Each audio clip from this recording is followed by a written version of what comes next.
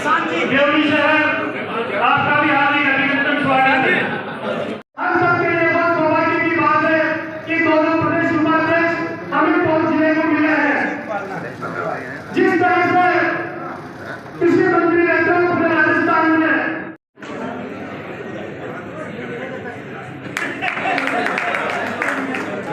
अगले उद्बोधन के लिए मैं हमारे टोंक जिले के यशस्वी जिलाध्यक्ष जिले के कप्तान माननीय राजेंद्र जी पवार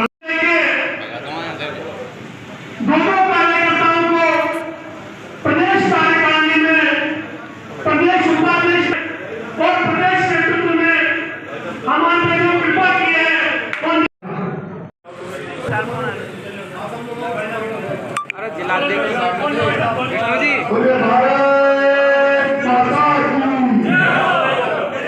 हमारे टॉप के 2 लाल भाजपा के प्रदेश उपाध्यक्ष अब तक आपने नहीं देखा होगा, वो यहाँ पर हो रहा है।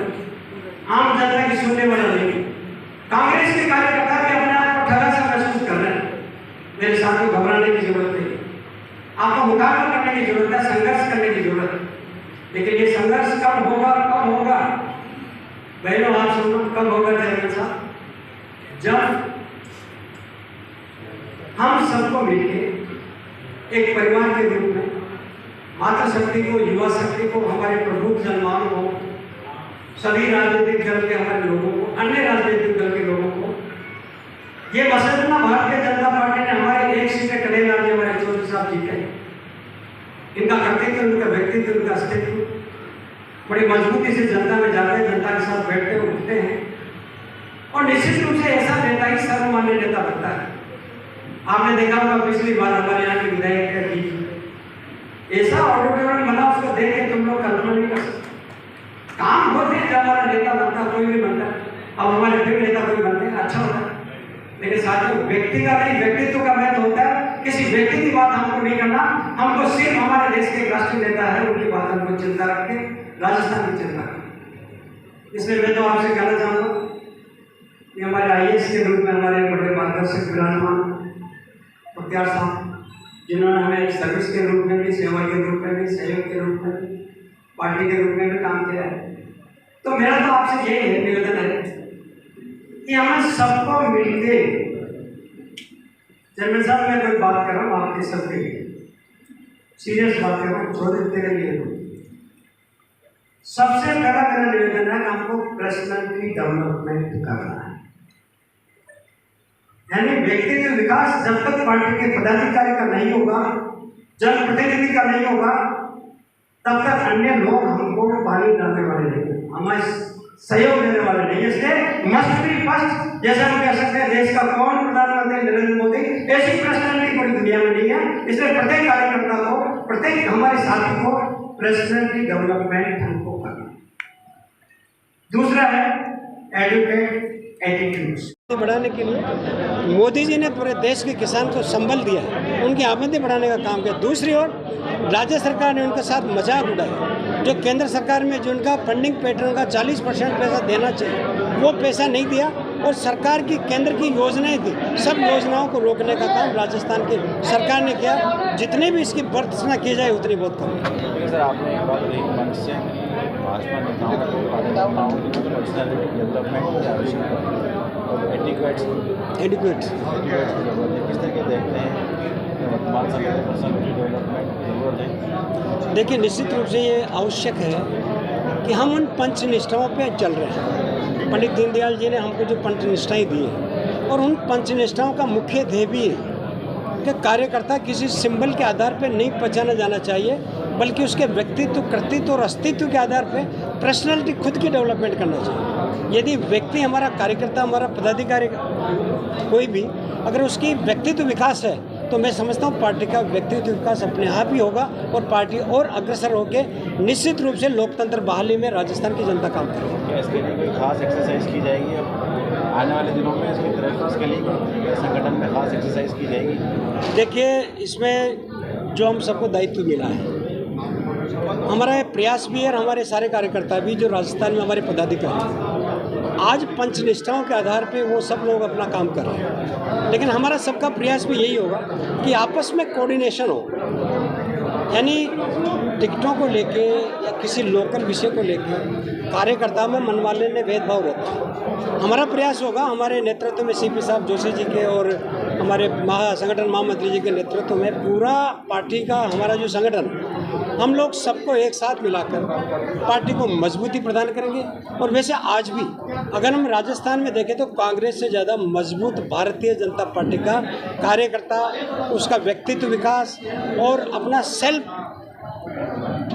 उसकी जो आत्मसम्मान है वो बढ़ा के हमारा कार्यकर्ता काम करेगा। मिशन 2023 को किस तरीके से? देखिए, मिशन 2023 और मिशन 2024 का जो हमारा लक्ष्य है वो मिशन विजय के रूप में, संकल्प के रूप में, मतलब विजय संकल्प मिशन के रूप में पूरे राजस्थान की भारतीय जनता पार्टी रूपरेखा बना।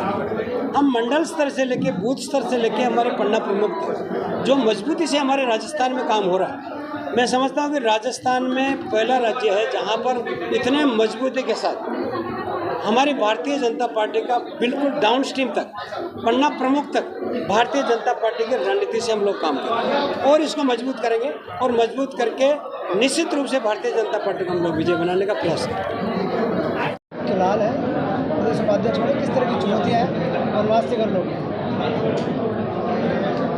मिशन विजय हमारा राजस्थान में भारतीय जनता पार्टी प्रचंड बहुमत से सरकार बनाए और 24 में जो हमारे 25 के 25 सांसद जीत के जाए, ऐसा संकल्प पार्टी ने लिया है। इसी संदर्भ में आज हम सब दोनों यहाँ जो बैठे हैं, हम दोनों को प्रदेश उपाध्यक्ष का दायित्व मिला है और मैं समझता हूँ कि टोंक जिले के हालात, चाहे देवली को जिला बनाने की मांग हो, चाहे मालपुरा को जिला बनाने की जो मांग चल रही है, राजनीतिकरण तुष्टीकरण की नीति कांग्रेस इसमें कर रही है। आम जनता को गुमराह करने के लिए, अपने चहेतों को लाभ पहुंचाने के लिए इस प्रकार के छोटे छोटे जिलों को राजस्थान की लोकतांत्रिक व्यवस्था को ध्वस्त करना चाहते हैं। मैं समझता हूँ कि आम जनता इसको समझती है और जब चुनाव होंगे तो मुंह तोड़ जवाब इनको जनता देगी, चाहे ये कितने ही राहत कैंप लगा ले।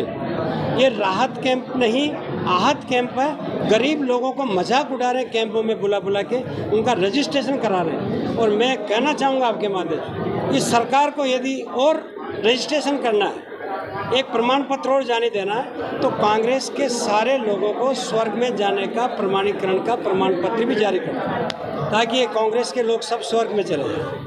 कितना मजाक बना रहे। 75 वर्षों में क्या राजस्थान की जनता इस बात को नहीं जानती क्या लाभ है, क्या हानि है? अब प्रधानमंत्री जी ने जिस प्रकार की योजनाएं बनाई, घर से लेके मकान से लेके अनाज से लेके बिजली से लेके शौचालय से लेके सुरक्षा से लेके, आज राजस्थान देखिए अपराधी स्थान बन गया है।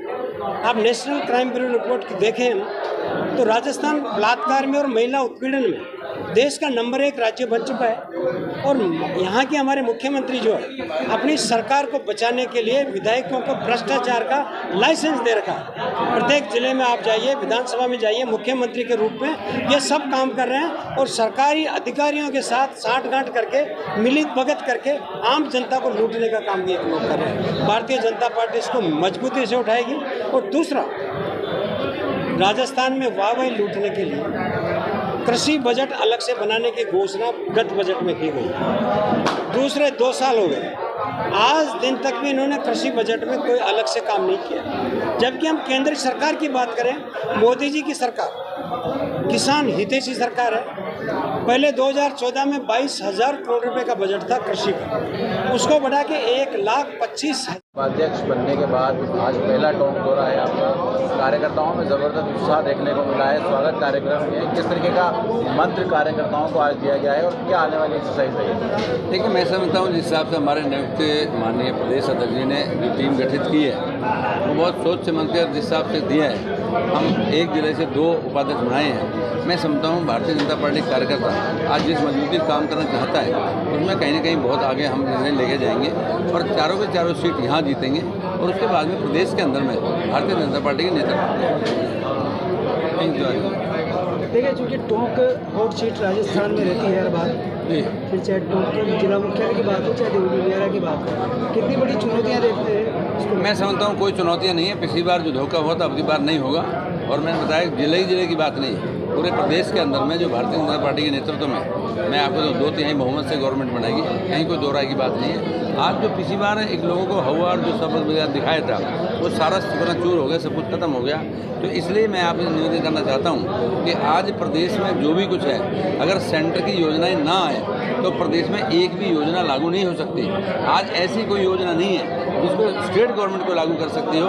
मैं समझता हूँ आज देश का प्रधानमंत्री आज पंचायत में है तो देश का प्रधानमंत्री चलाता है, नगर परिषद नगर पालिका तो देश का प्रधानमंत्री चलाता है, आज किसान के घर में पैसा दे रहा है तो देश का प्रधानमंत्री पैसा दे रहा है। आज शौचालय 55,000 मकान बना के आज प्रदेश के अंदर जिले के अंदर में हमने समर्पित कर दिए जो 1350 करोड़ रुपये के बनते हैं। तो मैं समझता हूँ आज मान के चलो इतना काम जो देश के प्रधानमंत्री के नेतृत्व में हो रहा है, मैं समझता हूँ कहीं कोई दो राय नहीं कि प्रदेश की गवर्नमेंट कहीं भी उसकी पूर्ति नहीं कर पाई। देखिए आप कह रहे हैं कि राजस्थान में बीजेपी में ज़बरदस्त गुटबाजी है, 16 मुख्यमंत्री हैं। मैं समझता हूँ मैंने कहा हमारे पास नेता है और भारतीय जनता पार्टी में कहीं कोई दो राय नहीं, गुटबाजी का नहीं है। आप जिस बात को कह रहे हो भाई नाम की उसकी बात आ रही है, आज देश का नेता है हमारे पास, उनके नेतृत्व में आप एक छोटा कार्यकर्ता है वो भी इस बात को मानता है मोदी बहुत बड़ी ताकत है हमारे पास, पूरे विश्व में मोदी का नाम है। तो भारतीय जनता पार्टी में कहीं कोई ऐसा नहीं है। जो भी कुछ होगा ये सीधी बात है कि जब भी मानने वो चाहेंगे तो उसमें जो भी चुनाव जीत के आएंगे उनमें से चुनाव जीत के डिसाइड करेंगे, कोई ऐसा नहीं। लोकसभा सांसद थे और अब उसके बाद भाजपा प्रदेश उपाध्यक्ष की बड़ी जिम्मेदारी है, किस तरीके से देखते हैं इस टास्क को आने वाले चुनाव में, कितना चुनौतीपूर्ण है? मैं समझता हूँ आज पूरे प्रदेश के अंदर में हमें सबको जाने की जरूरत है, मेहनत करने की जरूरत है। हम सब जाएंगे और जो भी हमें दायित्व दिया है उस दायित्व को पूरी तरह से, जिस हिसाब से प्रहलाद जी ने भी बताया आपको, उस दायित्व को पूरी तरह से निभाएंगे ताकि हर विधानसभा में हर जिले में हम जाकर अपना काम करेंगे। देखिए आपने मंच से संबोधन में कहा टीआरसीपी को लेकर जो विजेंद्र सिंह जी का वीडियो सामने आया था उसको लेकर आपने कहा कि सरकार बनेगी तो सब कुछ चीज़ें होंगी। देखिए वो मेरे सामने की बात थी, उसमें कहीं कोई दो राय की बात नहीं, वो मजाक में चलते चलते बात कर रहे थे। आज मैं एक बात आपको बताऊँ, अगर ये राष्ट्रीय परियोजना घोषित की जाए और आज प्रदेश का मुख्यमंत्री बात को कह रहे, सरकार ये बात कह रही है कि सारा पैसा सेंटर दे दे, तो आप खुद सोच के देखो आप क्या करोगे। मैंने बताया जो रेशो आपने बनाई है 60-40 की, उस रेशो में अगर आप काम करना चाहते हो तो देश का प्रधानमंत्री पैसा देना चाहता, कहीं दो राय नहीं है। लेकिन आप इस बात की शुरुआत की नहीं।